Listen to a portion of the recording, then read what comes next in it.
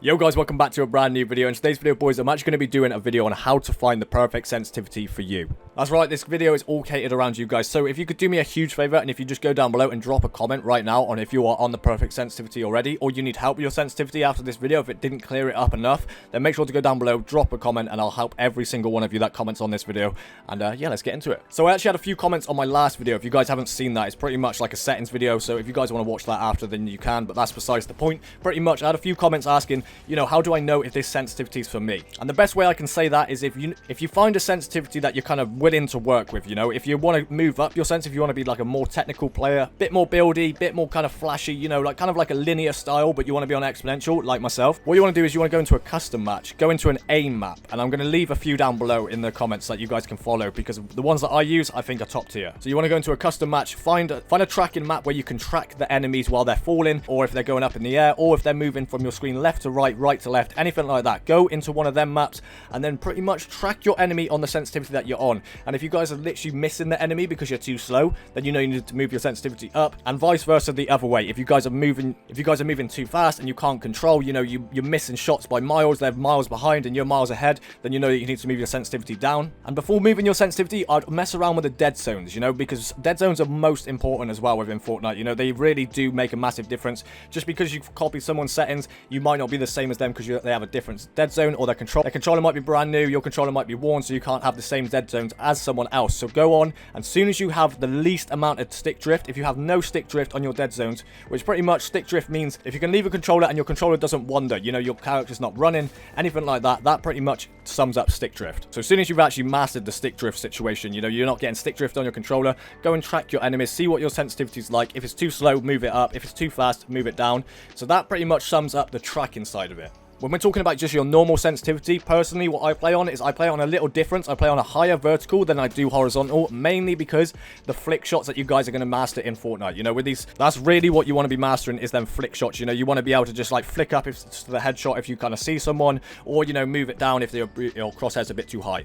So I play on like a 10% difference between my look horizontal and my look vertical. Sometimes people don't like that, but personally, that's what I would try and get used to. As you guys can see, a lot of pro players do actually play with a different look horizontal to a look vertical. So I'd really suggest doing that. And like I said, if you guys are struggling with that as well, literally copy the same things that I just said for your ADS to your look sensitivity. So if you guys are missing shots by miles because they're too far behind, move it up. And the same goes if they're moving too fast, then obviously bring it down. So that kind of covers, like, you know, your aim sensitivity and stuff like that. That pretty much wraps that up. Now when we're talking about builds is a bit more of a tricky one because it's all personal preference, I would say. But don't worry guys, stick through it and I'm going to literally guide you straight through it.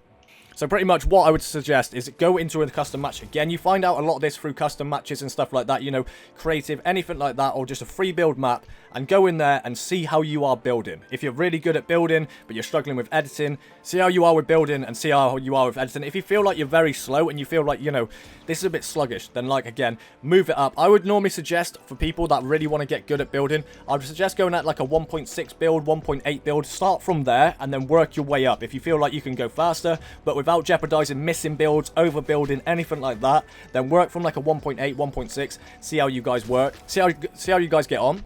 And then if you feel like you can go faster, obviously move it up. And obviously if you are struggling with it, it's going a bit too quick, then obviously you want to bring that down. Me personally, I play on a 2.0, which I think is perfect because how it works, it pretty much 2 times is your look vertical speed and look horizontal speed. What we was on about before, not ADS speed, nothing like that, doesn't affect it. But in your look speed and your look horizontal speed, that's pretty much what it affects. If you guys imagine, if you're just aiming, you're not aiming down sights or anything like that, you're just moving your crosshair freely, it pretty much multiplies that. So if you have a 1.6, it's going to be 1.6 times faster. It's going to be 1.6 times faster than obviously your look horizontal speed. So like I said, I'd roughly go for a 1.6, 1.8. I'd literally do the same with your editing as well. This is where people get a lot, like, kind of, I don't know, they get overwhelmed by it. I would say they kind of stress so much about the building, they forget about the editing, which what makes a good player look good, or like look flashy, or look whatever, is their editing speed. It's not their builds. Everyone can place builds fast. Everyone can hold down it on controller. You know, we can hold down LT, RT. We can hold up RB, LB. You know what I mean? We can all hold them down and look around and spin around and stuff like that. But I'd say it's definitely your edit speed which is going to hold you back. And where a lot of people get mistaken, they move their build all the way up, or they move their build all the way down, and they don't really mess around with their edit. I would say get your edits down to a T. So the gameplay in the background is actually me just streaming, guys, so don't worry too much about the quality. Hopefully you guys can put up with it. But it just pretty much shows you how comfortable I am with my sensitivity. This player that I was playing against right here, so much better than me. So much better build, so much better editing, but it shows when I've mastered my settings. It doesn't matter how flashy a player is. It just matters if you feel comfortable in your settings, you know what shots you're going to hit, and you can just watch and wait for them. But like I said, going back to the editing speed, I'll do exactly the same with the build. You know, you want to really get down your edit speed. And when I say edit speed, even though you change the sensitivity, you guys want to be pressing the edit while you do the edit. As soon as you click the edit button, you want to be finding where your crosshair is and moving it to where the edit has to be. Obviously, while holding down RT, and that will make your sensitivity miles better. So yeah, this is pretty much just like a follow-up video from my last video, because people were really struggling with like how to find the best sensitivity. What should I do if this is happening? So I thought the best thing I could do if people are really struggling with this is make this video. And if you guys could do me a huge favor, you know, because it's my comeback to YouTube.